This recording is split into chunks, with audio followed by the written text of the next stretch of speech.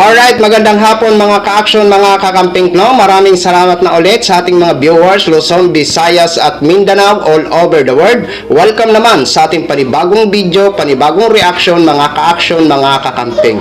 Tiyak, magugulat dito si Vice President at ang mga DDS. Dahil alam naman po natin na isa si Vice President ang nagbigay ng reaction dito sa programa ni Mr. President Bongbong Marcos.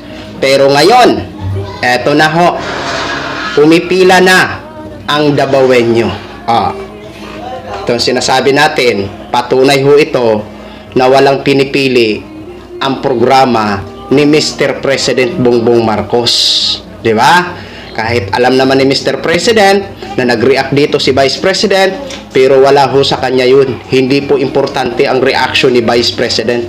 Ang importante kay Mr. President, ang taong bayan ng Davao City. Di ba? Ito po mga ka-action, basahin po muna natin.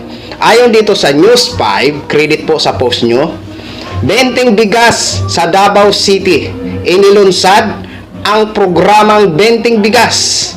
Mayroon na kung saan makabibili na ng tag 20 kada kilong bigas ang ilang kwalipikadong sektor sa Davao City simula ngayong Biyernes, October 24. Good job, Mr. President Bongbong Marcos. Alam naman po natin, ito ang mithiin ni Mr. President Bongbong Marcos na sana at panawagan natin gawin niya itong nationwide ang kanyang programa na 20 per kilo na bigas. Eto po, tingnan po natin. Ayan po ha. May nakapila ho, mga ka-action, mga kakampeng. Tingnan nyo po ha.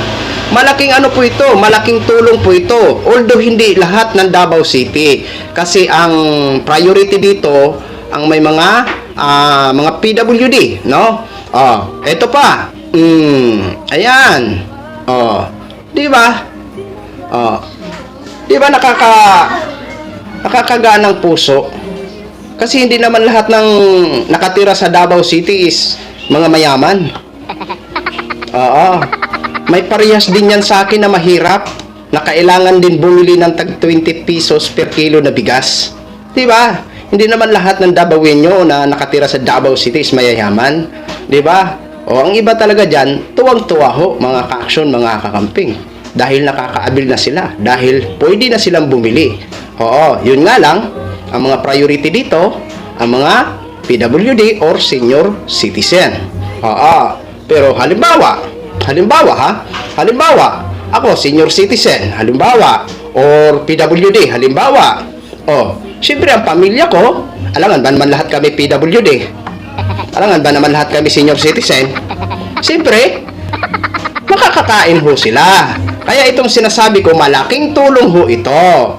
Kahit na ang bibili or ang priority, ang mga PWD or senior citizen, at least ang mga kasama nila sa bahay is makakain din po. Diba?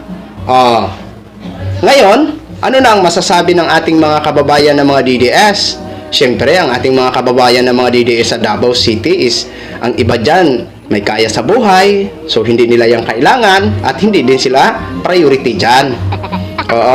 Kasi may priority nga ho dyan. Ang mga kwalipikado lang, yung mga PWD at senior citizen. Diba? Pero, dapat ikakatuwa ho ng ating mga kababayan ng mga DDS kahit may kaya sila sa buhay. Siyempre, matutuwa na lang kayo. Kasi nakakatulong ho ito sa inyong mga kababayan dyan sa Davao City. Malaking tulong ho ito, ang 20 per kilo na bigas. Isipin mo ha, imbis na ang pinakababa siguro ngayon, naglalaro sa mga, ipalagay na natin 40 ang pinakababa. Tapos, medyo mataas na ang iba. Eto, malaking kabawasan ho sa kanilang budget. So halimbawa na lang to ha. Bumibili ako ng tag 50 or 50 na 40 na per kilo na bigas. Bumibili ako ng tag 40, sa 40 na lang. Ilan ang nasib ko doon? 20 pesos. 'Di ba? Per kilo. Eh kung bumibili ako weekly ng 10 kilo, oh, magkano ang nasib ko nun? Di ba? Ang laki.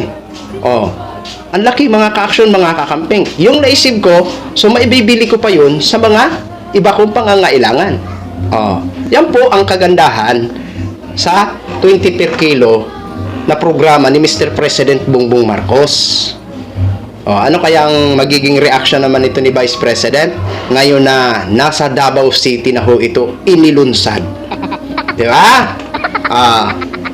Sigurado ho mga ka-action, hindi lang natin masabi. Siguro matuwa si Vice. Siyempre, mga kababayan niya yung makikinabang eh.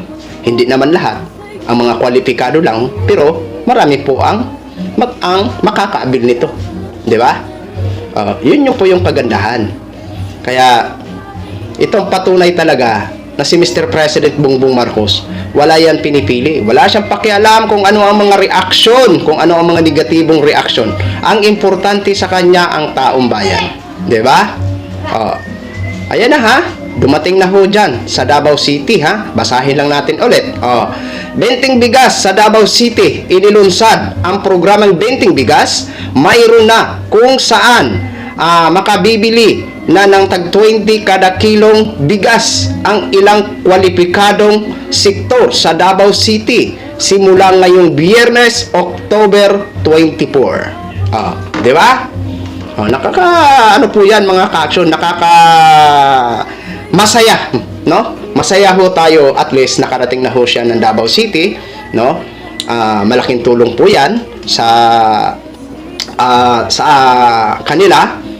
Kung hindi ako nagkakamali, mayroon na din po ito sa Masbate. Correct me if I'm wrong, kung hindi ako nagkakamali. Parang nabasa ko po yun sa balita, hindi ko lang nagawa ng vlog, no? So yun lang ho, mga ka-action, mga kakamping no, share ko lang ho sa inyo yan. Maraming salamat po sa lahat natin ng mga viewers, Luzon, Visayas at Mindanao, all over the world. Ako po, ang inyong lingkod, si The Action Man. Have a good day, everyone!